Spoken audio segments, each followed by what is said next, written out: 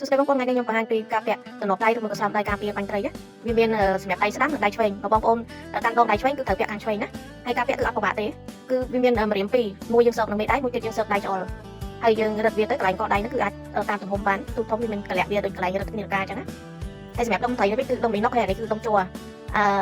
សម្រាប់កន្លែងពាក់ដៃម្ខាងទៀតហ្នឹងគឺយើងយកមកពាក់ដៃយើងម្ខាងទៀតសម្រាប់ដាក់ដុំបាញ់ត្រីហើយយើងពាក់ចឹងដូចគ្នាមកកន្លែងកលាក់ហ្នឹងគឺយើងសើបជើងដុំបាញ់ត្រីមិនថា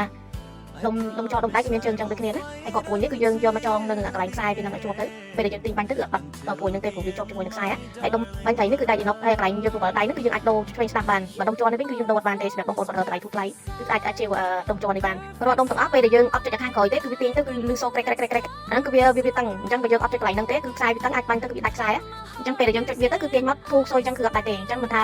ដុំជ័រដុំដៃអីគឺត្រូវតែចុចអាហ្នឹងខាងខ្ញុំមានលក់ទាំងដុំបាញ់ត្រីមានកស៊ូគ្រប់មុខគ្រប់ម៉ាកកស៊ូបាញ់ត្រីមានទាំងកស៊ូតប៉ែតទាំងកស៊ូមូលហើយតំណដៃមានឆ្វេងស្ដាំទាំងអស់ហើយខ្សែត្រេះក៏មានដែរបងប្អូនចង់ដូរដាក់ខ្សែត្រេះអីក៏មានដែរតម្លៃធូរថ្លៃទេ